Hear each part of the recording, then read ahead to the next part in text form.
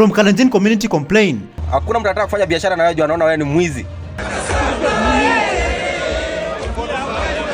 To why GenZs are feared. We know that the government is scared. They are scared by the GenZs. Is Kenya's economy great? And Your Excellency, because the economy has improved, it is doing well. Magical Moha's strong message. If not for corruption, the money collected from the tourism industry alone can run this country for the next 100 years without even taxing your own citizens.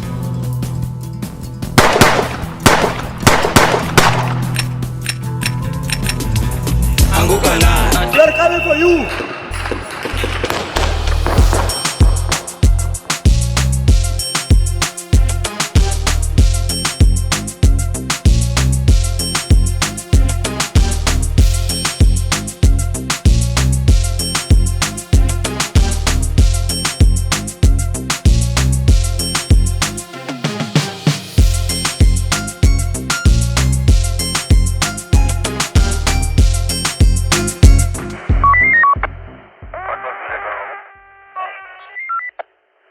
Hello, how are you? Welcome back to ShowNewTrend. I'm your of the day and my name is Elvis Derry. Elections is around the corner and many Kenyans are anxiously waiting for 2027 elections. One Kenyan man came out and explained on why the Kenya Kwanza government is going to fail. Famously known for abductions, is going to lose the elections. Listen to this. Is that Ruto has a big problem. Very big. In 2027. You know, people have been saying that Ruto will rely on IBC. We rely on the judiciary. Lakini mimi, I beg to differ. Because it's the same narrative yenye akina Uhuru na Raila walitumia 2022. That wakona deep state. That is what now Ruto is bringing now. Right? Number two, he 2027 Ruto hata kibribe IBC na judiciary. It's like when you go into a boxing match. So I'm fighting against you. You are the better boxer. But nimehonga referee, that is IBC. Nimehonga judges, that is Supreme Court. Then tukianza kupigana na wewe unipige knockout. You know, once you give me the knockout, there's no way the referee will assist me. There's no way the judges, hata kama wangefanya nini, the best referee can do maybe a count pole aseme 1, to slowly. But if I don't wake up from the knockout, there's nothing that can do. As Kenyans are anxiously waiting for the elections, which will take place in the year 2027, the question still remains, will we even have an election? Listen to this. 2027 hakuna election. Hiyo kwanza ni jambo ambayo natakana wewe kuwe prepared. Ukiona yule Senator Cherengei akisema ati waongezewe term limit kwa 7 years na tukapiga kelele nini, alikuwa kuna sababu ambayo walikuwa wanamaanisha. Kitu ile ambayo inaweza kuongezea Ruto term limit yake ifikie hapo ni sheria na katiba. Kwa sababu gani? Katiba inasema IBC ikiundwa inatakana ikue at least 2 years ofisini ndio iweze kuconduct general election. Sasa kufikia sasa IBC hakuna. Hawa watu walivunja IBC tu wakijua IBC itakuwa hakuna pengine mpaka next year. Ikifikisha next year, kama IBC itaundwa, kikatiba haitaweza kuconduct general election kama haijakaa at least 2 years. Sasa hiyo ni kitu ambayo ukuwe prepared. Kwa sababu tayari hivi Ruto ameungana na Raila na Uhuru. Sasa hakuna mtu mwenye anaweza kaongea jambo hapo ama kamobilize kitu hapo ama akasema hapo serikali kasikia. Many Kenyans, activists and GenZs are out there fighting for better governance, fighting for a better future of this country called Kenya. But have you ever sat down and asked yourself, why do nations fail? Listen to what Gabriel Marquette had to say. For a change to come, you either have a visionary population, like in the situation of Kenya, or you have to have a very visionary leadership, as in the situation of Rwanda. So in absence of these two, progress is so difficult. You either have a visionary leadership or a visionary population. A visionary population. Situation of Kenya, even the transformation from the Moi rule to whereby Kibaki came in, and Kibaki was able to make a very quick progress. I can proudly say it. If Kenya would have transitioned directly to another Kanu rule at the time when the election was held, Kenya would not be where it is today. But it took somebody like Kibaki to be able to break that. Dear Kenyans, today I have a very important and specific question to ask each and every one of you. Like, this is serious, Kenyans. This is very, very serious. Like, why is Kenyans' public debt stock not declining despite allocating a substantial proportion of government revenue to debt servicing? Why is that, Kenyans? Do you know the answer to this? If we say we are not going to pay this odious debt, Kenyans have it in their hands not to pay it. And they can say we are withholding our tax money if you are going to pay that odious debt. That is the difference. We want to come up with measures that deal with the problem, and it is in the people's hands. We are saying we are not paying it. We are saying we are not going to take domestic debt. If you see us trying to do the opposite, you stop us. Because we've given you a tangible promise of what you cannot do. Because we're saying it is this burden of debt that is killing this country. And William Ruto's time is over. He's borrowed beyond the capacity and the capability of this nation. So you're going to see a debt default. If not a debt default, you're going to see salary delays. If not a salary delays, you're going to see pensions not being paid, or salaries themselves not being paid at all. Or he defaults. Already as I'm talking to you, pensioners are not receiving their money from the month of June. We're in the end of month of August. Almost 2 months. 2 months. Capitation, their schools are not receiving their capitation on time. Why? That is a default. Even counties are not receiving, are borrowing. They are not receiving their monies. Truly, our beloved country Kenya is dying due to corruption. One thick-headed lady went on to praise, thank, and congratulate the President of Kenya, William Ruto, saying that the economy is doing well, insinuating that roads are just congested airports. And she concluded that the economy is on an upward trajectory. Just listen to this fool. And Your Excellency, because the economy has improved, it is doing well. Traveling has become a problem. Our flights from Nairobi to Eldoret are full. The roads are full. That is a sign that we are doing well. Your Excellency, we are requesting that we dual Nairobi-Malaba highway so that we can have a smooth movement. It seems like some politicians, they will never learn. Like, some of them still believe that the Gen Zs were paid to go on the streets. They were paid to occupy the parliament. One of them, a politician by the name of Musalia Mudavadi. Just listen to what he had to say. From where you're seated, do you think it was politically instigated for those young people to go to the extent which they did? Yes. Yes. Why do you think so? Because in all the times that we've had Mandamano, even talk about the Mandamano earlier, because this was around getting closer to June. But earlier there had been Mandamano. Did they invade Parliament? No. They never invaded Parliament.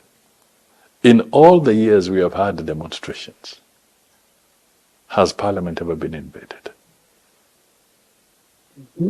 Even at the peak of perhaps the worst crisis we ever had, that is after the 2007-2008 elections, before the formation of the Grand Coalition government, Parliament was never invaded.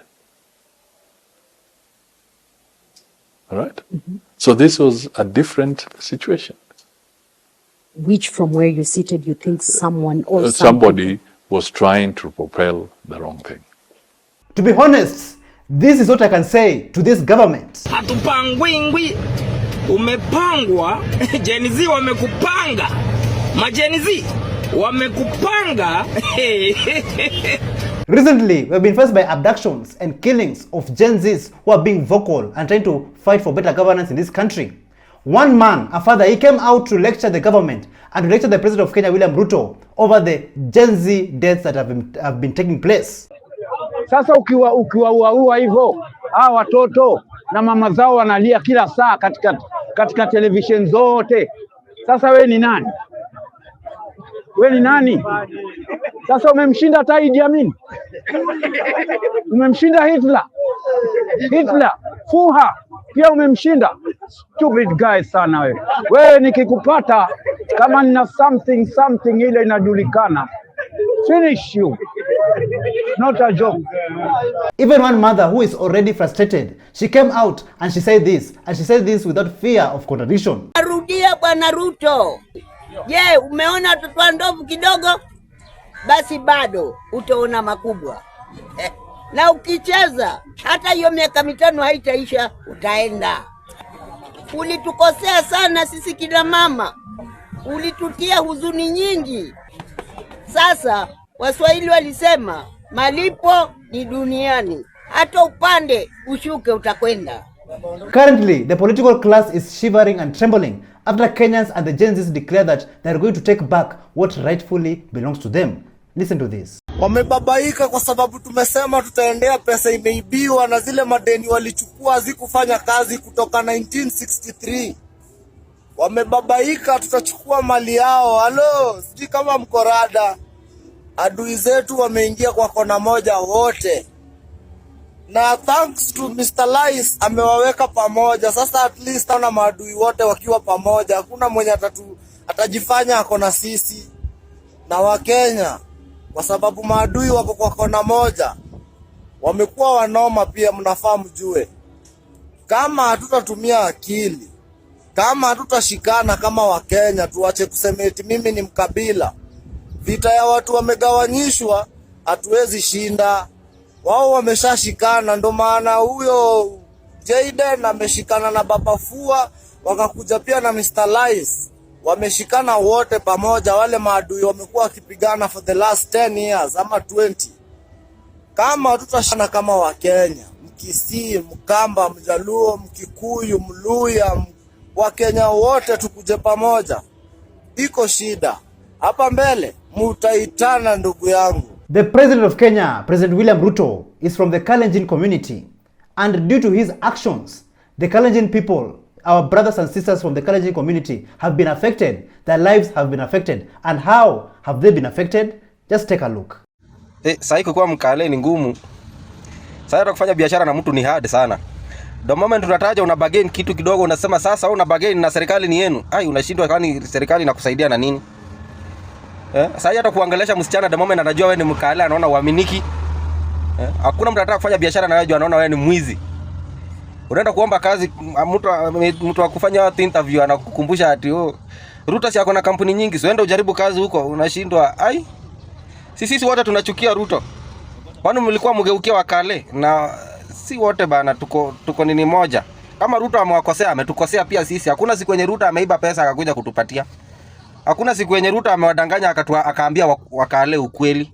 Wote tunasafa. Do you think Chief Justice Martha Koome will survive the onslaught in 2025 coming from the senior bar? Because, to be honest, her position as the Kenya's Chief Justice is untenable. So do you think she should resign now to save the judiciary's image? Because, to be honest, a country cannot survive a corrupt judicial system. Just take a look. I think it's the beginning of a long journey that we want to undertake as both the senior bar and, former chairman of the Law Society. We have started the first step, to say that there's a problem in the justice sector. We are using the issue of title just as an example. I mean, it could apply to another case. It could apply to children's case. It could apply to a commercial matter. But I think Kenyans relate more to the issue of a title, and that's why we are giving it as an example. And I think the other thing we're saying is that let us collect this data of all this malfeasance, all this corruption, all this. Once we have this data, the next logical steps, I think, we will share with Kenyans on how we'll move forward. But this is the baby step we are taking today, and I think this is the foundation that we recognize as former chairman of Law Society and lawyers who have practiced, for so many years, that we are at a critical juncture. I mean, there is a big problem facing our judiciary. I mean, there is impunity, there is corruption, all these issues. A TikToker by the name of Pedro Skill 021, he came out and urged the former Prime Minister of Kenya, Raila Amolo Odinga, to withdraw his ODM members from the current government. Raila Amolo Odinga that tough statement you have given to Kenya Kwanza government against the abduction of young Kenyan youths who are frustrated with Kenya Kwanza government is very welcome, but it's not enough. You must also withdraw your members of ODM from the cabinet. You are the one who seconded those members to government, to the cabinet, after the GenZs were just very close to sending Kenya Kwanza government home. You saved them. And now you're telling us that this government is primitive. You told us in 2022 that this government is illegitimate and they must go home. But when the GenZs started protesting for the finance bill 2024, you saved them. You saved the government. We know that the government is scared, dead scared by the GenZs. The GenZs have a brain, but this government is scared of brains. So Raila Amolo Odinga, the only way we can take you very seriously that really this government is primitive, as you say, which I actually acknowledge that is primitive, is for you to withdraw your members of ODM from the cabinet.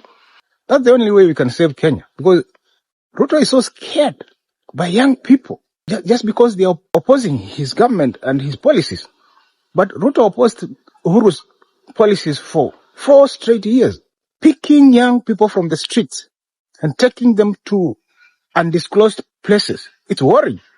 So if this really happens and Raila Amolo Odinga withdraws his ODM members from the current government, who will come and save President William Ruto? Listen to this.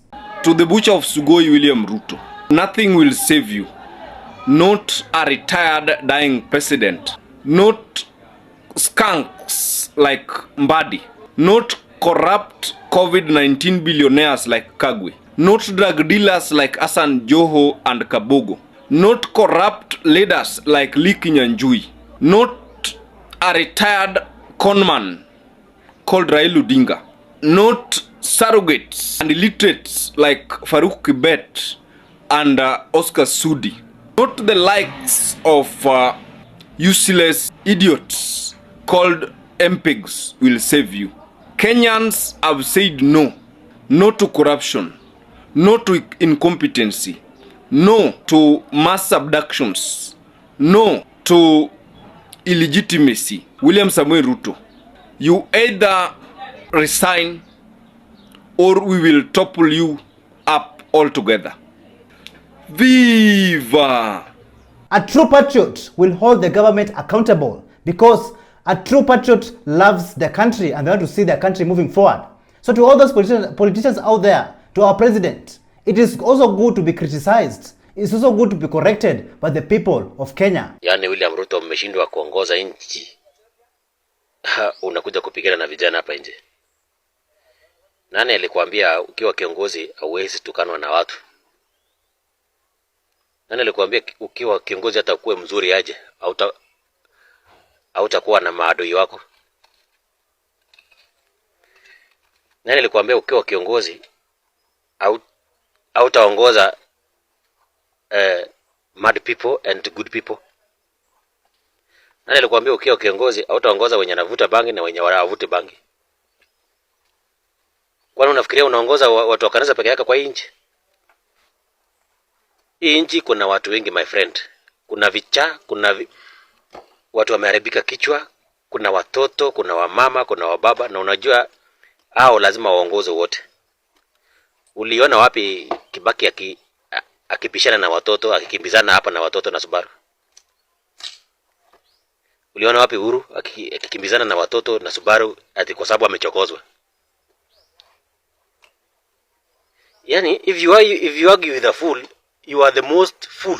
In that case, Magical Moha came out to lecture the political class, and this is what he had to say. How do you feel as a leader, sleeping in comfort in your luxurious home in Kileleshwa, Runda, Kilimani, Lavington, taking your kids and assets abroad, while people who voted for you are suffering back at home? Wengine wenu hata hamuna huruma. You don't have humanity in you. Some of you are so arrogant, too greedy, walking in pride as if you own this world, forgetting that your final space, your final home is 8 feet long and 3 feet wide. Unajua mahali ambao mnaenda, lakini tamaa na maringo inawapeleka hadi mnajiona nyinyi ndio mko sawa kuliko wengine. You are not. Hata ile pesa ambayo imetengewa watoto mayatima mnakula. Sasa mtawacha nini? Mtawacha ya mwananchi wa kawaida? It's impossible. Ile pesa ambayo mnatenga tena mnarudisha kwa mfuko wenu. Sasa what is the need? We don't need your bursaries. Just make education free for all. There's no any tangible result. Hakuna development. Sisi ndo tuko mashinani na tunaona. Wewe umekaa hapo Runda na Lavington, ile vacations ambao unaenda ni Dubai na UK, utajua aje hasa kuhusu wale watu ambao wanaishi interior. If not for corruption, the money collected from the tourism industry alone can run this country for the next 100 years without even taxing your own citizens. Ruto must go! Ruto must go! Ruto must go! Yeah, so I want to dedicate a song to all the lives that we lost.